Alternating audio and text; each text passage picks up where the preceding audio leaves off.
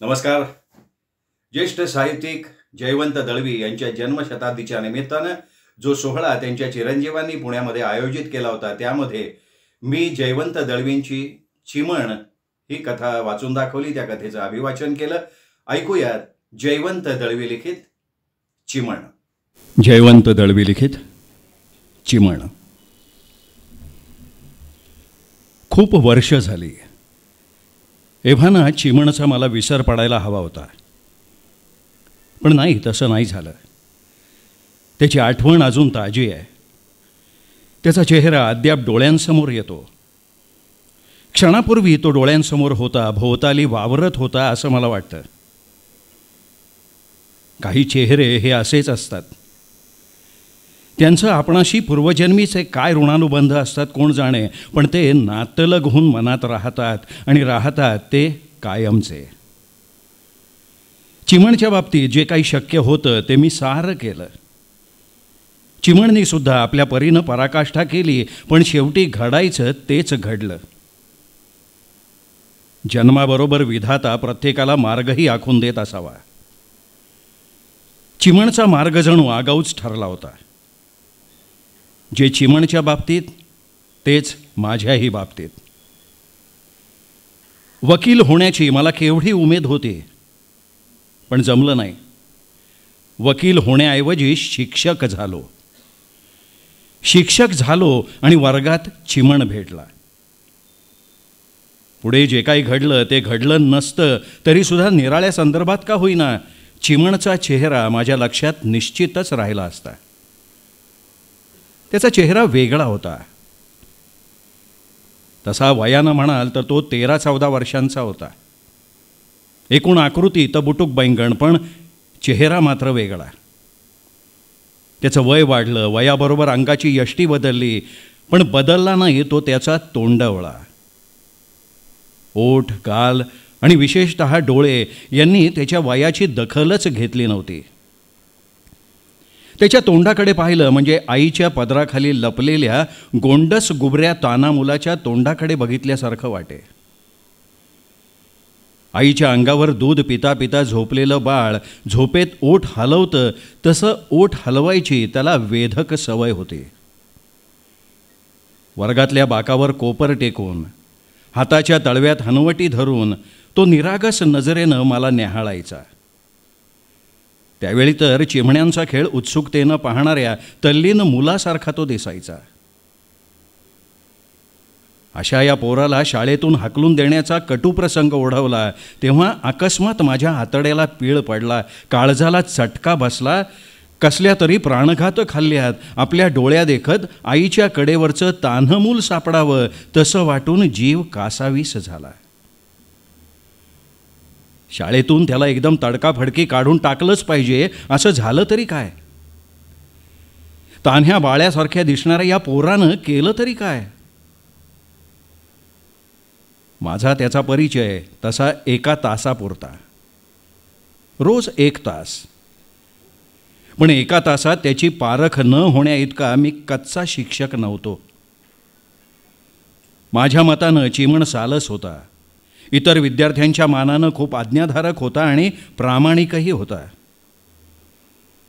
शिक्षकांच्या खोलीत पगाराचं पाकिट एकदा विसरलो होतो, ते त्यांनी जसंच्या तसं आणून दिलं. त्यामुळे तर चिमणबद्दल मला अधिक आपुलकी वाटायला लागली. नाही म्हणायला चिमणवर चिडण्याचा प्रसंग एकदा आला, पण तो प्रसंग एकदाच आला. एकदा वर्गात माझ्या तासालाच हा पोर बेधडक डुलक्या घ्यायला लागला. आपला तास चालू असताना विद्यार्थ्यानं झोप काढली तर शिक्षकाला ते सहसा आवडत नाही. उत्तम शिक्षक म्हणून माझी ख्याती होती. मलाही त्या ख्यातीचा अभिमान वाटे. त्यामुळे थेट माझ्या नाकासमोर चिमणनं डुलक्या घेताच मला राग आला.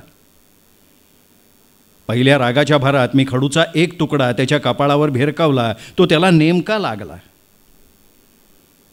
पापण्या ताठ करून त्यांनी डोळे उघडले. थोडी चुळबुळ करून बसला. बाकावर कोपर टेकली. दोन्ही हातांच्या तळव्यात त्यांनी हनवटी उचलून धरली आणि सशासारखा भेदरलेल्या नजरेनं माझ्याकडे बघत राहिला. पण काही क्षणच लगेच त्याच्या पापण्या जड झाल्या, मिटू लागल्या. डोळे सताड उघडण्याचा प्रयत्न चालू होता. पापण्या वर ओढण्यासाठी धडपड होती. त्यामुळे फक्त भुवया वर सरकत होत्या आणि पापण्यांची टरफलं खाली निसटत होती. डोक्याचा तोल सुटत होता. हाताच्या तळव्यातनं डोकं निसटत होतं. मी पुन्हा एकदा खडू मारला असता किंवा फार तर त्याला बाकावर उभा करून ठेवला असता. टेबलाच्या खणात छडी होती, पण ती छडी मारण्याचा धीर कधीच झाला नसता. तेवढ्यात घंटा झाली. वर्गाबाहेर जाताना मी चिमणला बाहेर घेऊन गेलो. त्याच्या खांद्यावर हात ठेवला. पेंगुळलेल्या डोळ्यांनी त्याचं माझं तोंड न्याहाळलं. तो काही बोलला नाही. वर्गात का झोपू नये मी त्याला 5-10 मिनटं समजावून सांगितलं. त्यांनीही ते पटल्यासारखं दाखवलं. मला आनंद झाला. पुन्हा नाही ना झोपणार? नाही. पण उत्तराबरोबर त्यांनी कडकडून जांभई दिली. पण मला मात्र राग आला नाही. घरी नीट झोपतोस ना? चिमणनी उत्तर नाही दिलं. किती वाजता उठतोस? 8 वाजता. 8 वाजता? त्याचा कान उपटावा असं वाटलं, पण मी दोन्ही हात कोटाच्या खिशात सारून गप्प उभा राहिलो. अरे, ही उठायची वेळ झाली का? काही बोलला नाही. झोपतोस किती वाजता? 2-3 निश्चित नाही. रात्री 3 वाजता झोपतोस? त्यांनी मान हलवली. अरे, मग तोपर्यंत काय करतोस? बाहेर असतो. बाहेर कुठे? कुठेही. रस्त्यावर, दिव्याखाली. जेवतोस किती वाजता? 2-3. आणि मग एवढा वेळ तुझी आई करते काय? तो बोलला नाही. एवढा वेळ आई करते तरी काय तुझी? गिऱ्हाईकं असतात. तो कसा बसा तोंडातल्या तोंडात पुटपुटला. माझे कान एकाएकी गप्प झालं. डोकं बधीर झालं. केळीचं पान फाटावं तसं फाटलं. एकच शब्द मी कसा बसा उच्चारला, जा. चिमण निघून गेला. नजरेआड होईपर्यंत मी त्याच्याकडे बघत होतो. पण नजरेआड झाला तरी तो माझ्या नजरेत राहिला. कितीतरी वेळ मी सुन्न स्तब्ध होऊन तसा बसलो होतो. त्यानंतर अनेक वेळा चिमण वर्गात माझ्या तासाला झोपला, पण मी कधी खडूचा तुकडा त्याच्यावर भिरकावला नाही. त्याला वर्गात झोपू दिलं. कधी चिडलो नाही. फक्त मनात खंत होती ती एकच की हा पोरगा कधी पास होणार नाही. हा पोर कधी वर येणार नाही, एवढाच एक विषाद मनात होता. एकदा रात्री जेवून खाऊन पान सगळत मी रात्रीच्या सिनेमाला निघालो होतो आणि टांग्यातून जाता जाता रस्त्यावर एका दिव्याच्या खांबाखाली चिमण वाचत बसलेला दिसला. ते दृश्य पाहून तर मी अधिकच द्रवलो. जमेल त्या प्रमाणात मी त्याला अभ्यासात मदत केली. हेतू हा की पोर एकदा मॅट्रिक व्हावा, पोटापाण्याला लागावा, परिस्थितीच्या कचाट्यातून सुटावा. पण आता त्याला शाळेतूनच हाकलून देण्याचा प्रसंग गुदरला. चिमण चोऱ्या करतो हा आरोप ऐकून मला धक्काच बसला. चिमण चोऱ्या करतो हा एकच प्रश्न मी मलाच अनेकदा विचारला. संपूर्ण पगाराचं उघडं पाकीट जसंच्या तसं आणून देणारा चिमण चोऱ्या करतो? माझा विश्वास बसेना. चिमण वर्गात झोपेल पण चोरी करणार नाही असं माझं मन म्हणायला लागलं. पण नाही, चिमण चोऱ्या करतो आरोप निराधार नव्हते, सिद्ध झाले होते. एकाच्या डब्यातनं त्यांनी बटाटे वडे चोरले. दुसऱ्या एका वर्गमित्राचे 2 आणे लांबवले. तिसऱ्या कोणाची वही चोरली. प्रत्येक आरोप नाकबूल करता करता छडीच्या धाकानं त्यांनी कबूल करून टाकला. चिमणच्या सोबतीनं इतर विद्यार्थी बिघडायला नकोत म्हणून त्याला शाळेबाहेर काढायचा विचार हेडमास्तरांनी पक्का केला. पण हा पोर शाळेबाहेर पडताच कायमचा रस्त्यावर पडणार यात काही शंका नव्हती. शाळेतून त्याचं नाव काढणार हे ऐकताच तो अल्पवयी गुन्हेगारांबरोबर गल्ली बोळात उन्हाळतोय हे दृश्य माझ्या डोळ्यासमोर थैमान घालायला लागलं. मी अस्वस्थ झालो. न राहून मी हेडमास्तरांची गाठ घेतली, रदबदली केली. मी प्रयत्न करून बघतो, कदाचित तो सुधारेल असं मी आवर्जून सांगितलं. हेडमास्तरांनी माझी विनंती मान्य केली. आणखीन 6 महिन्यांचा अवधी देण्यात आला. चिमणवर मी कसून नजर ठेवली. वर्गातला प्रत्येक विद्यार्थ्याला व्यक्तिशः भेटलो. चिमणच्या पूर्वीच्या चोऱ्या विसरा, त्याच्याकडे संशयी नजरेनं बघू नका, आता तो सुधारलाय असं मी प्रत्येकाला सांगितलं. चिमणलाही मी सतत उपदेश केला. चिमण, तुझ्या या चोऱ्यांमुळे तुला शाळेतून काढणार होते, पण मी हमी दिली आहे, त्यामुळे शाळेत तुझं नाव आहे. काही लागलं तर मला सांग, पण प्राण गेला तरी चोरी करायची नाही. आता यापुढे चोरी केलीस तर तू शाळेला तर मुकशीलच, पण माझं नाक खाली पडशील. उपदेश पटला चिमणला. 2-3 महिने बरे गेले. वर्गात चोरी झाली नाही. मी सुटकेचा सुस्कारा सोडला. हेडमास्तरांनाही धन्यता वाटली. एक विद्यार्थी रीतसर मार्गावर आला. आणि एकदा वर्गात शिरताच अचानक माडगुळकर उभा राहिला. माझ्या काळजात धस्स झालं. एकदम माझे डोळे चिमणकडे वळले. चुरू चुरू ओठ हलवत चिमण माझ्याकडे बघत होता. त्याचे बालिश निरागस डोळे माझ्या डोळ्यांवर टेकले होते. हाताच्या तळव्यावर हनवटी धरून बीट बीट बघत होता. जणू झाडाच्या फांदीवर त्याला पक्ष्यांचं घरटं दिसलं होतं. लहान बालकानं घरट्याकडे बघावं तसा तो बघत होता. अहो, किती निर्मळ नजर.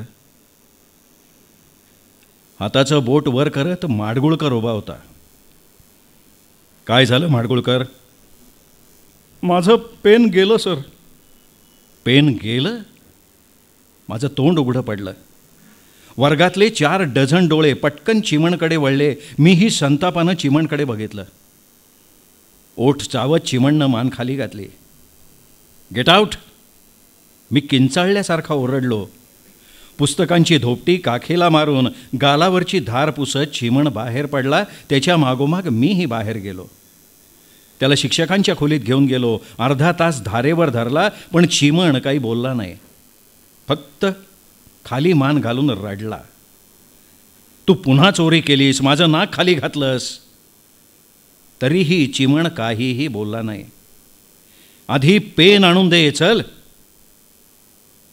दुसऱ्या दिवशी मी शाळेत येण्याआधी माझ्या मेजावर एक छोटं पुडकं होतं. मी उघडून बघितलं, त्यात पेन होतं. चांगलं नवीन पेन. त्याबरोबर एक चिठ्ठी होती. सर, माझ्यासाठी तुम्ही खूप श्रम घेतलेत.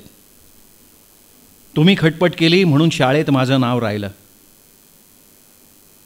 सर, 1-2दा भूक लागली म्हणून मी चोरी केली. एकदा वही नव्हती म्हणून वही चोरली. पण तुम्हाला वचन दिल्यानंतर चोरी करायची नाही असं मी पक्क ठरवलं होतं. अनेकदा पोटात काहीतरी टाकण्यासाठी चोरण्याची इच्छा होई, पण इच्छा दाबली, चोरी नाही केली.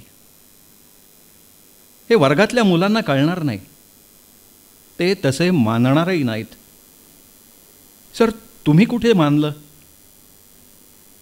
तुम्ही पेन आणून दे असं सांगितलं म्हणून पेन ठेवतोय. पेनसाठी पुस्तकं विकली आहेत. सर, तुम्ही माझ्यासाठी खूप केलं. तुम्हालाच उलट मी त्रास दिला, त्याबद्दल क्षमा मागतो. आता यापुढे तसा प्रसंग येणार नाही. आपला चिमण. तेवढ्यात माडगुळकर हजर झाला. काय रे? सर, मला वाटलं होतं की पेन चोरीला गेलं म्हणून, पण पेन घरीच होतं सर. अरे, तू चोरीचं आळक. पुढे मला बोलताच नाही आलं. नुसता आळ घेतला आणि साव चोर झाला. आरोप नाकबूल करून कोणी ऐकणार नाही एवढं ओळखण्याचा समंजसपणा चिमणपाशी होता. स्वतःची पुस्तकं विकून त्यांनी नवीन पेन विकत घेतला आणि तो हजर केला. सांगून कोणी ऐकणार नाही म्हणून त्यांनी मुकाट्यानं ठपका घेतला. त्याची पुस्तकं गेली. आता तो कसा शिकणार? आणि हे पेन कोणाला द्यायचं? चिमणची जाहीरपणे वर्गात क्षमा मागावी असा माझा विचार होता, पण तो विचार तडीला गेला नाही, कारण चिमण गेला तो गेलाच. पुन्हा कधी शाळेत आला नाही. पुढे कळलं की तो घरही सोडून गेला. वाढत्या वयाप्रमाणे चिमणनं नाना उद्योग केले असतील. जगण्याच्या धडपडीत कल्पनातीत टक्केटोणपे खाल्ले असतील. कदाचित भुकेनं मेला असेल किंवा कुणा मवाल्याच्या सूर्याला बळीसुद्धा पडला असेल. रस्त्याच्या कडेला कुठे जुगार खेळत असेल किंवा चोरीच्या गुन्ह्यामुळे तुरुंगातही पडला असेल. काय झालं असेल देव जाणे. या प्रसंगाला आता खूप वर्ष झाली, पण चिमणला मी विसरलो नाही. त्याचा चेहरा माझ्या मनात ताजा आहे. काल परवाच तो भेटला होता असं वाटण्या इतपत त्याचा चेहरा ताजा आहे. अजाणतेपणा का होईना, पण या पापात माझा हात आहे अशी जाणीव मनात खोल रुतून बसली आहे. त्यांनी चोरी खरोखरच केली का नाही याची शहानिशा मी करायला हवी होती. वर्गातल्या मुलांप्रमाणे मीही त्यानीच चोरी केली असं मानलं. त्याला सुधारायला मी वाव दिला नाही ही जाणीव माझं मन पोखरतीये. अनेकदा वाटतं चिमण कुठेतरी अचानक रस्त्यात भेटावा. इतक्या वर्षांनी तो रस्त्यात भेटला ना तरी मी त्याला सहज ओळखेन. त्याचा चेहरा तसाच बालिश आणि निरागस असेल का? नसला तरी मी त्याला ओळखेन. त्याचा हात मी धरेन, त्याला मार्गावर आणेन. पण तो भेटणार कुठे? इतकी वर्ष लोटली तो भेटला नाही, आता कुठे भेटणार तो? यापेक्षा तो कधीच भेटला नसता तर बरं झालं असतं. मी शिक्षकच झालो नसतो तर बरं झालं असतं. निदान चिमण तरी भेटला नसता. पण मी शिक्षक झालो नसतो तर मी वकील झालो असतो. आणि कोणी सांगावं? चिमण कोर्टात भेटला असता. आणि कदाचित पिनल कोडच्या कोणत्या कलमान्वये चिमणला जास्तीत जास्त शिक्षा देता येईल हे न्यायमूर्तींना सुचवण्याचं कर्म माझ्या नशिबी आलं असतं. धन्यवाद.